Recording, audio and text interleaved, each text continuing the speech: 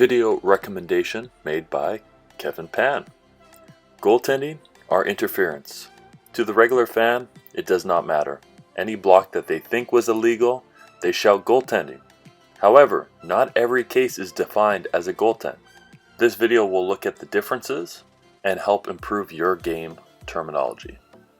In order to define either terms, we need to define what a shot is. With no shot attempt, we cannot have a goaltend or an interference. A shot begins when the ball leaves the hands of a player in their act of shooting. The different scenarios of when the shot ends are: the shot enters the basket directly from above and remains in the basket or passes through the basket entirely, no longer has a possibility to enter the basket, which would be like an air ball, either a shot going short or long, and does not have an opportunity to enter the basket. In FIBA, when the ball touches the rim and is on the rim, not in the rim, it can be played by the offense or defensive team. Through tip-ins, or defensive players hitting the ball off the rim. This also applies to the difference between goaltending and an alley-oop. These alley-oop passes are usually thrown short of the basket or passed to the other side of the basket, which would satisfy the category that the shot no longer has a possibility to enter the basket. Touch of the floor is pretty straightforward. The ball becomes dead. Dead is a term that we might explore in a future video. It has a lot of scenarios on what makes the ball dead, and it is not easy to simplify the term. As basic as I can make it is that you cannot score a dead ball. Any scenario in a game that stops you from being able to score the ball, examples are violations, horns when you have no active shooting, etc. Important to note that offense or defense can be called for a goaltending violation or a basket interference violation. Let's first look at goaltending. Looking at goaltending on a shot for a field goal, if any player touches the ball that is completely above the level of the rim and either has touched the backboard or is on its downward flight, it is a goaltending violation. It is a key point to note that the ball has to be above the level of the rim for either scenario to apply. If the ball is below the level of the rim and touches the backboard, it is a legal block. If it is below the level of the rim and on the downward flight, you're probably witnessing an air ball. Goaltending on a free throw is a scenario you rarely see because there's no defensive advantage unless you're in a certain end of game scenario. And the penalty is different. Both of these will be looked at when we get to penalties of goaltending. For there to be a goaltending penalty on a free throw, a player touches the ball on its flight to the basket and before it touches the rim. Goaltending restrictions apply till the ball no longer has an opportunity to enter the basket or the ball hits the rim. Once it hits the rim is when most interference scenarios apply. A couple scenarios when interference occurs. After a shot attempt or last free throw attempt, a player touches the backboard or basket when the ball is on the rim. A basket includes the rim and net, so if either of those or the backboard is hit while the ball is on the rim, it is an interference violation.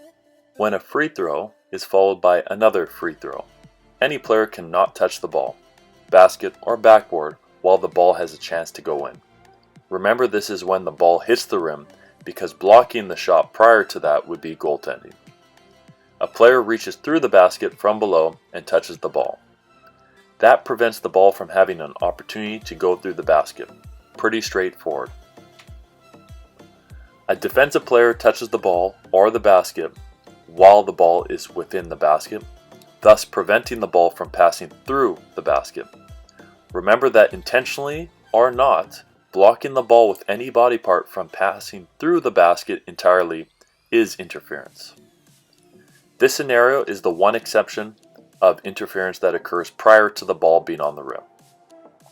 A player causes the basket to vibrate or grasp the basket in such a way that in the judgment of the official, the ball has been prevented from entering the basket or has caused the ball to go into the basket. An example is a defender goes up to block a layup. Offensive player releases their shot. Defender swings on a block attempt and misses the ball, but hits the backboard hard prior to the ball arriving to the rim. Basket is vibrating, and when the ball touches the rim, it bounces off due to it still shaking. Interference would be called. Last scenario is grabbing the rim and playing the ball. A player jumps and holds onto the rim to gain an advantage to play the ball. The ability to play the ball when it is on the rim ends in these situations. A game clock signal has sounded to end a quarter or overtime. When a referee blows his whistle and the player is in the act of shooting, or the ball was on the flight for a shot attempt, or last free throw when the whistle occurred. Penalties associated with these violations. If an offensive player commits either violation, no points are allowed. Ball will be placed at the free throw line, extended, for the opposing team unless otherwise stated in the rules. If a defensive player commits either violation, points will be allowed equivalent to where the ball was released from. Free throw, 1 point, 2-point field goal area, 2 points, and 3-point field goal area, 3 points. The scenario that I briefly mentioned before, goaltending by the defense on a last free throw attempt. The penalty is 1 point and a technical foul being charged to the player committing the infraction. What would be the advantage that might have influenced this different penalty from other goaltending penalties? Think of a late game scenario with under 2 seconds. Your team is down by 1 or 2 points, and the other team is shooting their last free throw. If they purposely miss, you might not have enough time to shoot a full court shot, and in FIBA, you cannot call a timeout live ball. So a strategy would be to goaltend the ball and give them 1 point so that you can create a timeout opportunity to advance the ball and drop an inbound. Here is a chart that simplifies the differences between the two violations as best as I could. Goaltending occurs prior to the ball hitting the rim, or right after hitting the backboard. Its focus is primarily on the situation of the ball. Most interference violations occur after the ball has contacted the rim and typically concerns itself with the basket and the backboard. Two interpretations that can answer possible questions that occur during the video. What if both the defense and the offense commit a violation?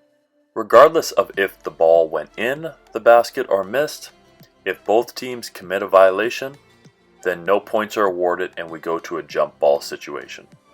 The other question that might be thought of is any goaltending or interference situation on a last free throw a technical plus awarding 1 point?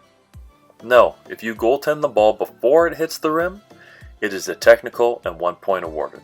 If you interfere after the ball has hit the rim, it is just 1 point awarded with no technical foul.